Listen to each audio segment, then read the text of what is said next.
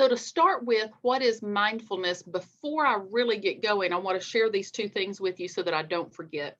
There is an app, and those of you who get the email that I send out every week, I had this on the app, on the email last week.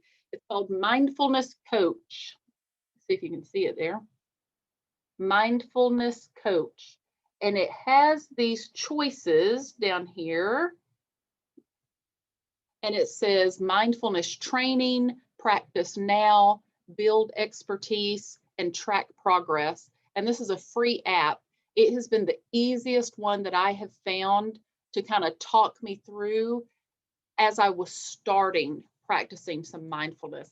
I don't use it near as much anymore because it's one of those things that the more you, kind of like with the breathing exercises we've done, the more you do it, the easier it is, and you'll catch yourself doing those exercises sitting in the car where you don't need the coach anymore. But this mindfulness coach, to me, and I looked at a lot of them, it was the easiest that was free to kind of walk you through mindfulness. The other thing is there are a whole lot of, this is actually like a magazine, and it's called Mindfulness, and I picked it up at Kroger.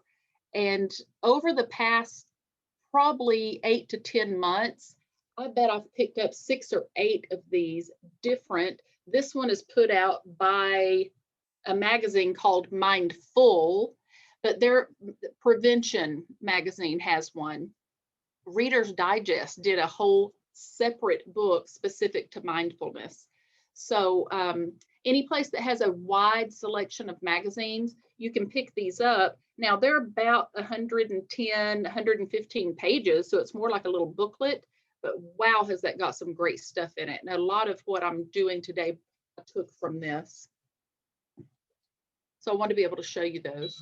Also, there's a website called mindful.org, and it's from this magazine, Mindful. And mindful.org gives the definition of mindfulness. Mindfulness is the basic human ability to be fully present, aware of where we are and what we're doing, and not overly reactive or overwhelmed by what's going on around us. Mindfulness is exactly what it sounds like. It's being mindful with all of your senses about what is going on around you at any given time, and not allowing yourself to get so caught up in the emotions that we allow that to take us other places, specifically depression and anxiety. So we're going to talk more about that. It's already a quality that everybody already possesses. We already know how to do this, and you probably already do some of it, and you just don't realize that you're doing it. It's not something you have to conjure up. You just have to learn how to access it. So what it is it's just the mind attending to what's happening right now and the entire space that you're in as well. So our minds lose touch with our bodies all the time, and we too often become engrossed in obsessive thoughts about something that has just happened. We fret about the past or we fret about the future. And when we fret about the past, that has a clinical term that's called depression. And when we fret about the future, that has a clinical term. It's called anxiety. So when we can, our minds can start to, and goodness gracious, we've just been in isolation. And in our program we've been doing on the heartbreak of isolation, I talk about all this time we've had alone with ourselves. And rumination starts, and we start reliving and doing those woulda, coulda, shouldas. And we can find ourselves getting in a bad spot.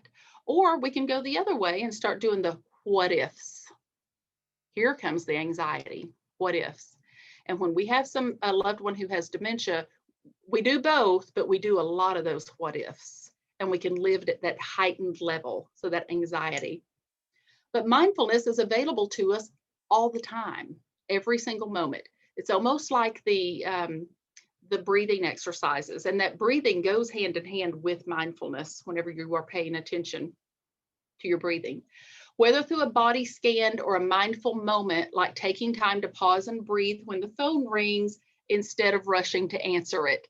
And some of you that do the support groups have heard me talk about, this is one of my go-tos, is before that phone rings or as that phone's ringing and I look to see who it is, taking that deep breath. And the other thing I do is I smile, because that's going to make my tone be very different when I answer the phone, because it's hard to answer the phone, hello, whenever you got a big smile on your face. So I try very hard to take the breath and smile and then answer the phone. Okay. I want us to watch this 2-minute video. And do I have to stop sharing, Jamie, and go back in and then share? Not unless you didn't share it. I didn't. Video clips. Yeah, then you would. Okay, sorry. Let me do this one more time. This is 2 minutes, and this gentleman has actually, share computer sound, created a therapy. So I am always interested in new therapies that counselors are coming out with based on mindfulness. So he's got a kind of a fun way of describing it here, because we do tend to, he calls this me, me, me. We do tend to get caught up in the world of me, myself, and I. So let's watch this. Jamie, if you'll give me a thumbs up if you can hear it.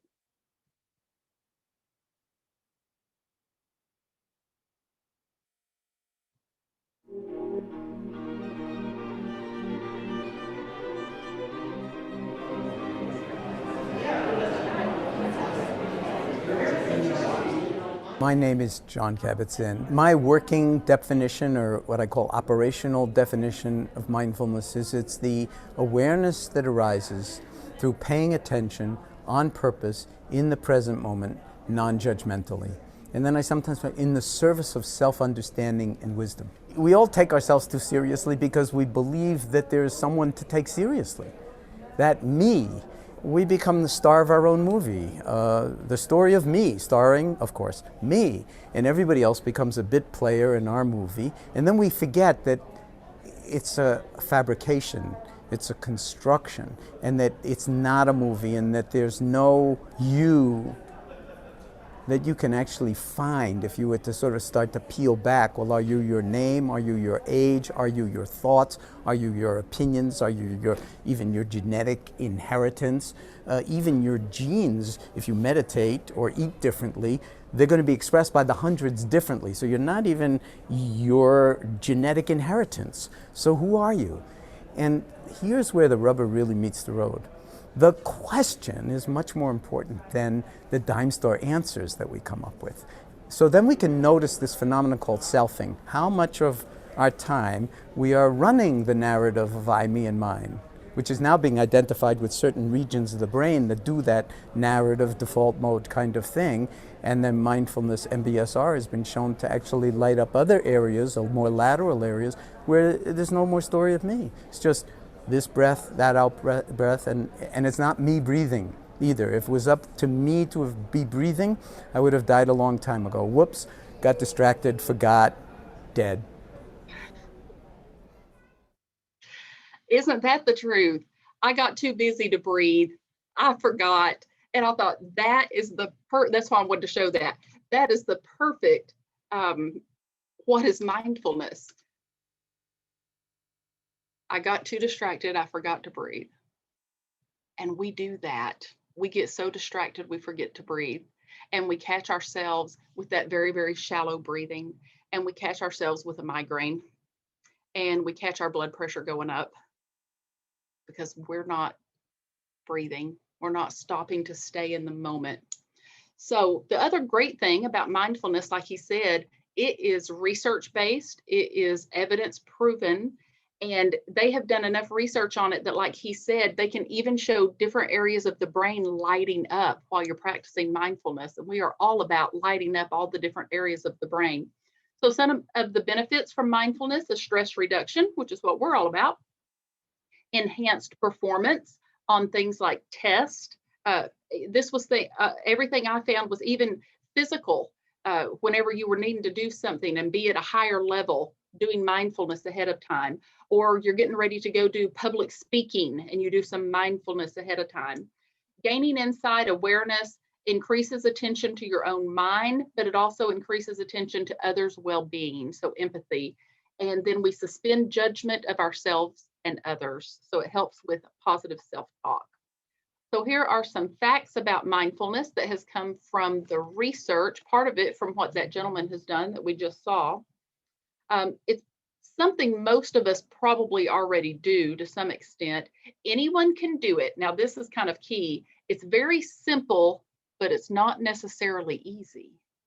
So it's simple, but getting started with it, you have to bring yourself kind of back as your mind starts to wander. And we'll talk about that.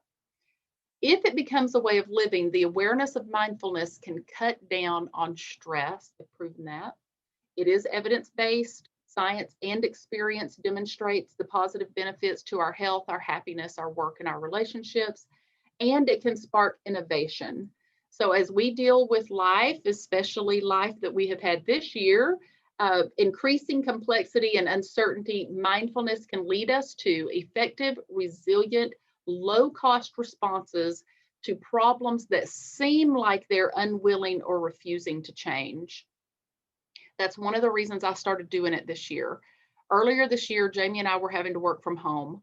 We were not sure if we were coming back. We were not sure if our department was going to even be able to, we didn't know if we were going to have jobs.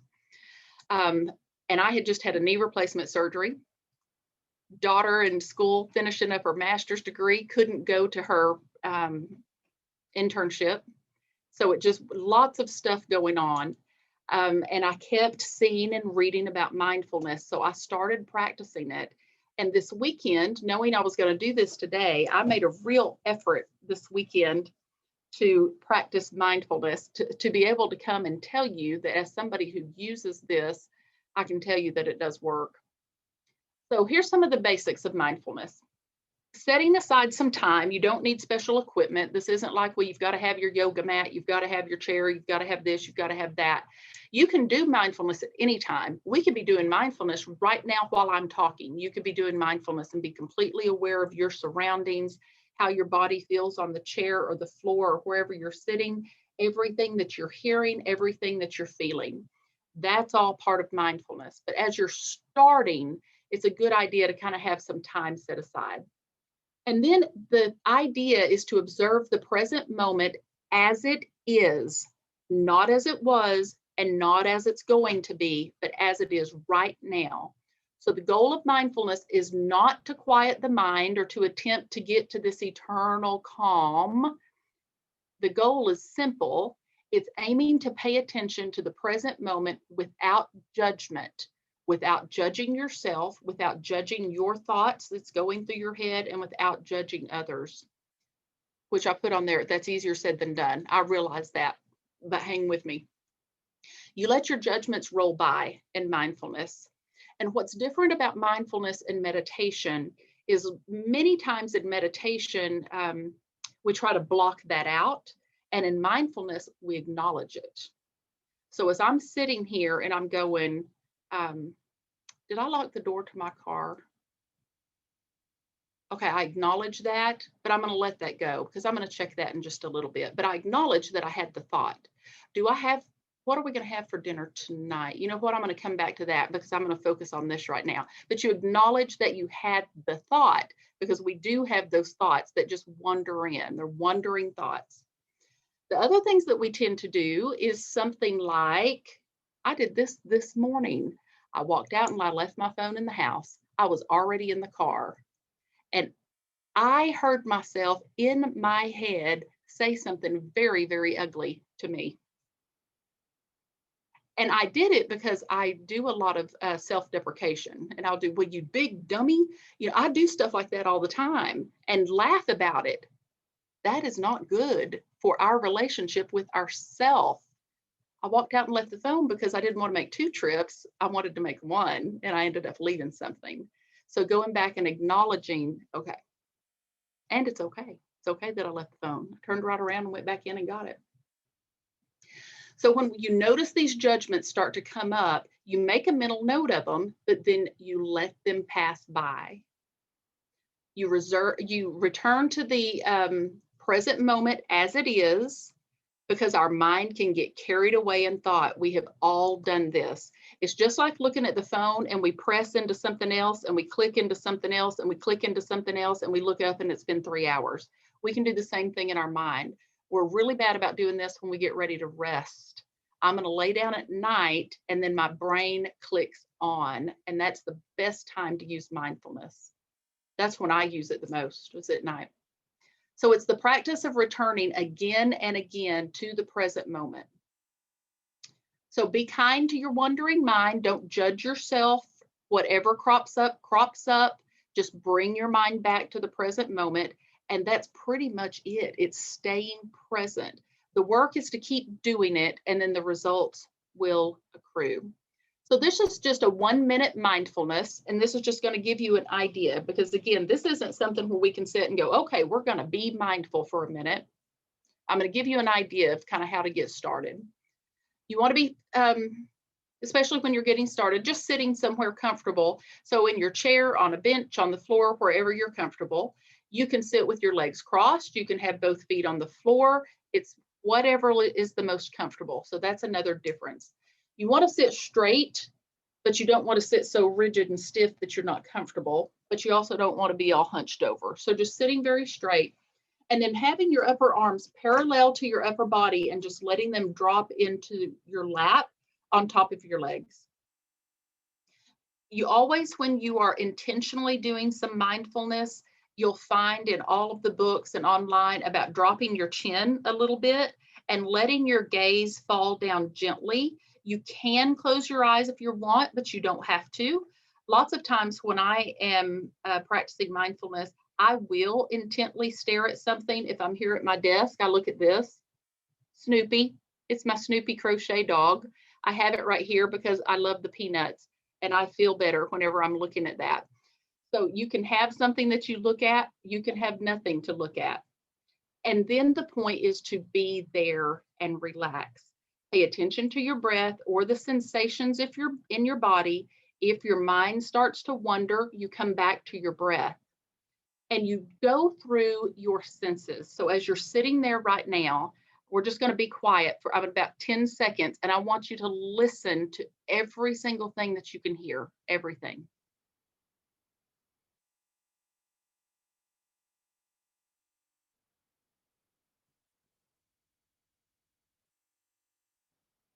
I hear my clock ticking. I hear my refrigerator just clicked on. I can hear people talking probably 2 doors down. Think of everything that you can hear. And then you can switch to, what do you feel? Do you feel the softness of the chair or the pillow on your back or the firmness of the floor?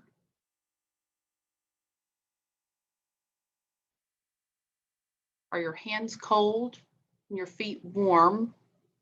And you're going through your body and you're going through your senses. Do I have a particular taste in my mouth right now? I just took a drink of that peppermint tea and I can still taste that peppermint. Do I smell something right now? I can smell that peppermint tea. And then you can do, what do I see right now? And that's one of the reasons I use something visual, because this particular little Snoopy has a very special meaning because a special person made it for me. It's a crocheted Snoopy. And I can sit and get to thinking about what a talent. Now, here's what we don't do. You know, I'm so dumb, I could never figure out how to do that. You don't, if your mind does go there, then you bring it back to, that was so sweet of them to make that for me. I must mean something to them. I want to go over, because we're going to run out of time, but there's one of these in particular I want to get to as far as practicing mindfulness, because there's several different ways you can do it. And just being aware of all of your senses in the moment is mindfulness. This is a walking mindfully. And the way it says to hold your hands is to curl the thumb of your left hand in and wrap your finger around it. and place it just above your belly button. And then to wrap your right hand around it and put your thumb right down in there so that you're like this. And then you have your hands right over your belly button so that you can still swing as you walk. And so if you're taking a leisurely walk, this would not necessarily be walking for exercise, but I'm just going to kind of stroll down the road for a minute, or out to my car, or I'm going to go walk around the block because I need to take a deep breath because I'm getting upset about something. It's being very mindful of your steps. And keeping your hands like this, it's like a reminder to you. You drop your gaze, of course, because you're going to want to watch where you're going, and then being aware of how you're stepping. Step out with your left foot, feel it swing, feel your heel hit the ground, then the ball, then the toes, walking at a steady pace, and keeping your mind on how it feels to walk. And while you're walking, you can acknowledge the birds, the wind, the traffic, the sound, the coolness, but that's what you're focused on, is how does it feel as I walk around the block. Mindful listening is actually called active listening. This is what good therapists do. This is what good friends do. Validation therapy is something that we teach our staff to do with our residents. And it's when you're listening to someone and you're focused on them, you're not focused on you, and you're not focused on what am I going to say next. So to really be able to listen to somebody, you kind of check yourself first to make sure that you're at the point where you can listen to them, actively listen, and then you reflect on what they said by repeating something back to them. So what I heard you say was, I think what I heard was that, so what you're saying is, before we go into, no, you want to do it this way, that's making it about us. So mindful listening is listening, accepting what they have to say, and keeping in mind that when you acknowledge someone's point of view, it doesn't mean you agree with it. This is what we do with dementia all the time. Okay, it doesn't mean that, yes, I did take all your money. It means I heard you say that you think I took all of your money. That's all it means. And then you introduce your own ideas and your feelings after you've established that I heard what you said and that you're not trying to correct anyone. Now, this is my favorite exercise. So I'm glad we got to this. This is about loving yourself mindfully and treating yourself better. This is a really good thing to do at night. Recall things that you have done out of the goodness of your heart, things that you've done for other people that maybe they didn't ask you to do. I just dropped by some food. I got some flowers. I wrote a note. I did something and nobody knows I'm the one that did it. You did these things and you know it, and allow yourself to go, I did those things, and rejoice in those moments. The second part of this is to silently recite phrases that reflect wishes for ourselves. And some people will put this along the line of praying, especially when we're to the part of a prayer when we may be asking things like, may I live safely, may I have peace and joy, may I have freedom from pain. But saying those things silently to yourself, because this is about positive self-talk and building yourself up. As caregivers, we can feel like we are being beat down day after day after day after day. This is my favorite part. So as you say those things, may I have peace, you pause and you give yourself a little bit of time. May I have joy. May I be free from pain. And so you're doing this very slowly. But then this is my favorite part. You imagine yourself sitting in a circle. You're sitting in the circle, and sitting all the way around you are people who've been kind to you, and people who have inspired you, and people who have loved you throughout your life. And visualize yourself sitting in the center and just experience the love and the kindness and the attention that these people are giving to you. It can be people you've never met. It can be your favorite singer, your favorite author, somebody that you look up to, that reading their works makes you feel good. Imagine how they would feel if they knew that their songwriting made such a difference in their life. And in this mindfulness exercise, that's what you're doing. You're sitting in the middle of these people who have made a difference in your life. They've brought you happiness in one way or another. Meanwhile, you're continuing to repeat those positive phrases to yourself. May I live safely. May I feel joy. May I be free from pain. It's surrounding yourself with positive statements and positive people. And your circle of people and my circle of people are not going to look the same. So it's very personalized.